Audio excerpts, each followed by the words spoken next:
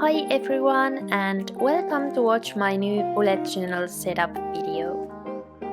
In this video I will show you how I migrate into my new journal, which I'm going to be using next year as well because it will have a lot of pages left once the year changes. The notebook that I'm using was gifted to me by Notebook Therapy and it's called Playful Orca.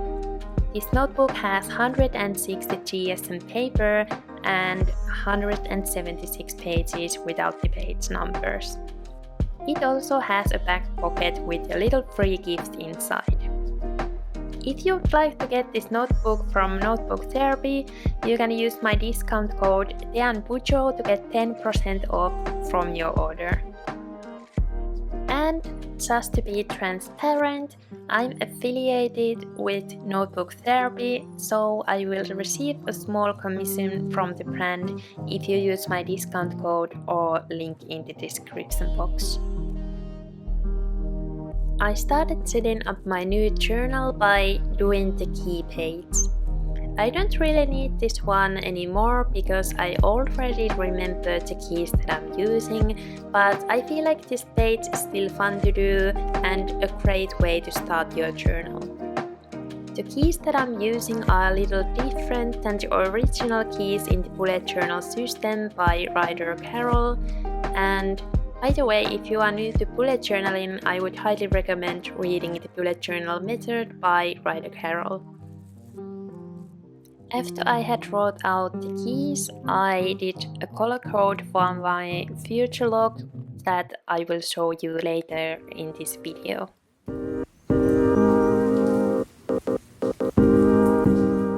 After I had wrote out the keys, I decorated this spread with a golden leaf doodle.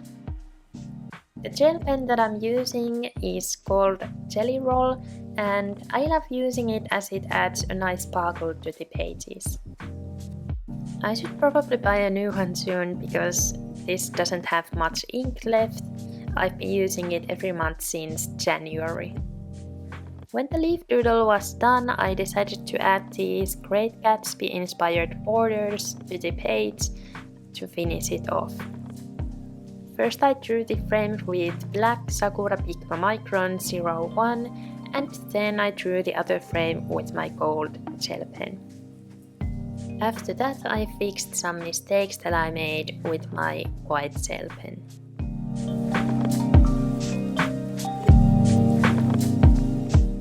Next I started making my grid spacing guide and I decided to make it a little bit different this time. I saw Junisun Studio making this foldable grid guide that looked very useful, so I decided to try that out too. I will leave a link to her video in the description box down below. And I really struggled with making this spread and you will see that later. Hopefully you can avoid the mistakes that I made. I cut out 2 pieces of paper for my grid spacing guide and then I wrote the number of dots each one has and marked down the dot spacing for different layouts with my gold gel pen. The idea of the grid spacing guide is that you can check there how many dots you need for different layouts and you don't have to count that every time you are making your weekly spreads, for example. After the little pieces of paper were ready, I started attaching them to my notebook with washi tape and I did this totally wrong way and you can see now why this will not fold in correctly. The extra piece of paper shouldn't go on top of the page of your notebook and I of course didn't realize that at this point, so I tried cutting out a little piece from the vertical piece of paper and as you will see soon, it didn't work.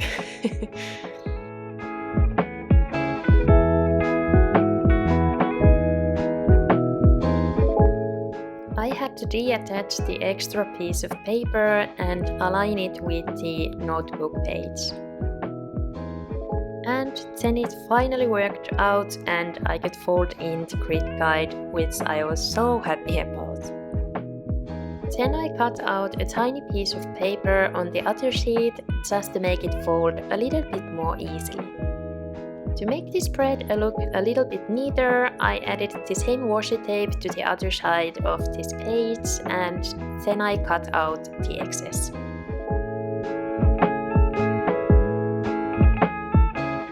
You can see the little piece of washi tape on the wrong part of the paper when I fold in the sheets, and that's because I tried to cover up the piece of paper that I cut out earlier. Next, it was time to move on to making a future log, and as I said earlier, I'm going to be using this same journal next year as well, but I really want to have a fresh start for the new year, and because of that, I decided that I will have the rest of 2021 in this future log, and I will make a new one for 2022 with some goal setting pages. Even though most people here on YouTube at least make a new bullet journal setups every 6 months, you don't have to. I personally would like to do that as well, but my journal fills up a little differently every year depending on how many pages I make or how much I use my journal. This year I was able to set up my new bullet journal for the new year, but next year I'm not going to, and that's okay. As you can see, I kept this setup pretty simple and added these gold lines for the decorations.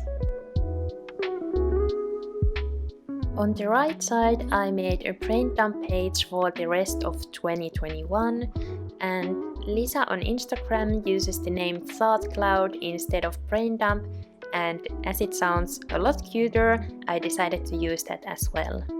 I will leave a link to their Instagram account on my description box.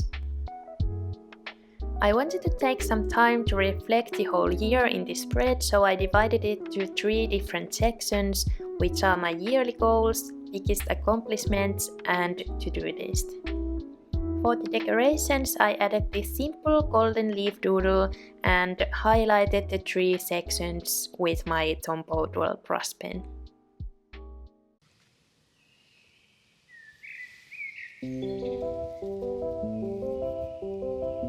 Next, I'm moving on to spread where I will write things to check out. For the headers, I'm using a Tombow Fudenosuke hard tip pen, which is my favorite brush pen for small hand lettering.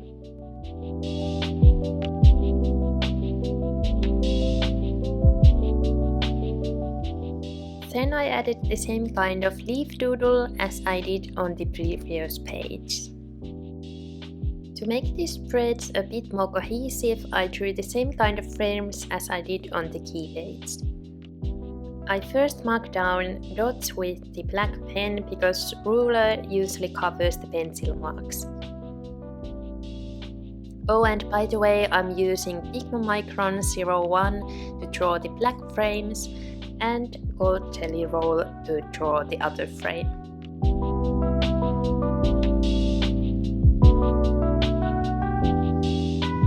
I actually had the same spread in my old journal and really loved it, as it's nice to have a place where you can write reading suggestions that you have got from others, for example, or other things you would like to check out.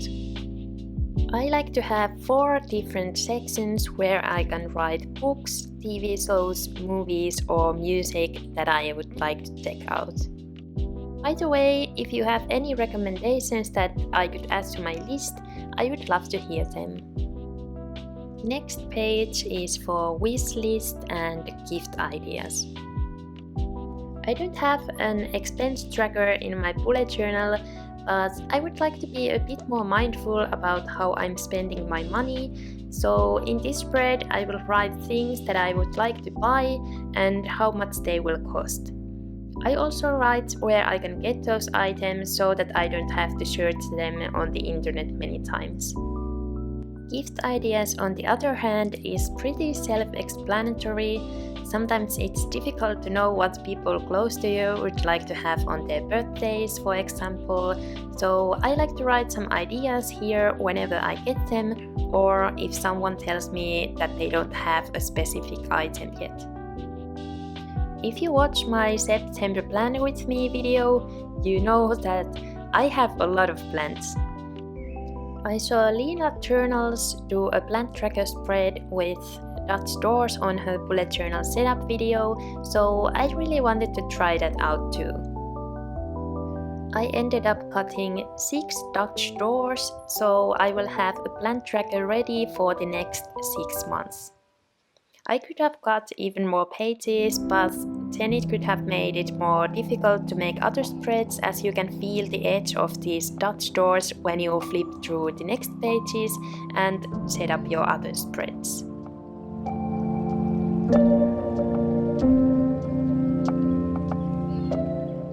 Now I'm writing the plants that I have on the left side so that I don't have to write those out every month. And I also left some space on the bottom of this list, just in case I get even more plants.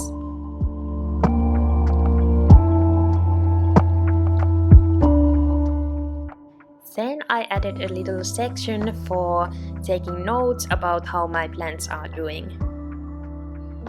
On the left side of the spread I drew houseplants and a bookshelf that were inspired by my home. I'm using the same Pigma Micron 01 to outline the sketches, and then I started coloring in the illustration. To keep things nice and cohesive, I used a gold jelly roll and neutral sage for the colors.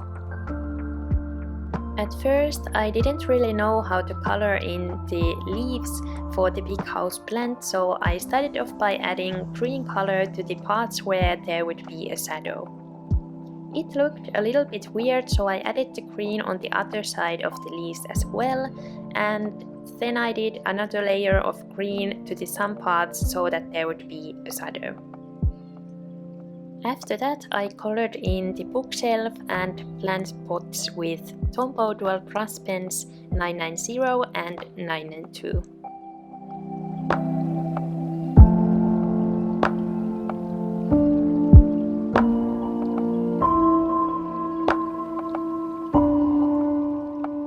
To finish off the spread, I drew a few gold details and sparkles near the little candle. And now the plant tracker spread is finally finished, so it's time to start making the last spread of this bujo setup. As the previous page was quite time consuming with the Dutch doors and doodles, I went for a minimalistic layout with sections for each social media platform that I use. I'm using a Tombow dual brush pen in the shade 990 that I used earlier as well, and this time I didn't use a ruler with making these lines. Now I'm writing out the different social media platforms, and I also decided to divide these sections in different categories depending on which kind of content you can post on these different platforms.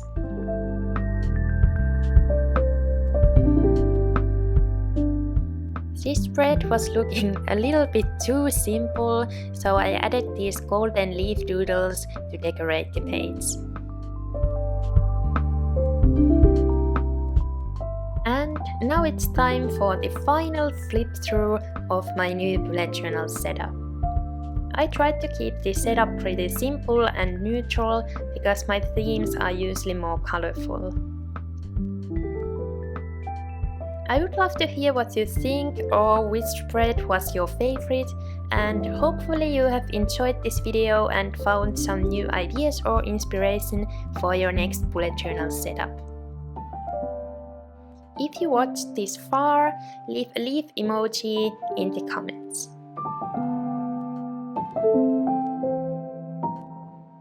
Thank you so much for watching, and we will hopefully see in my next video. Bye bye!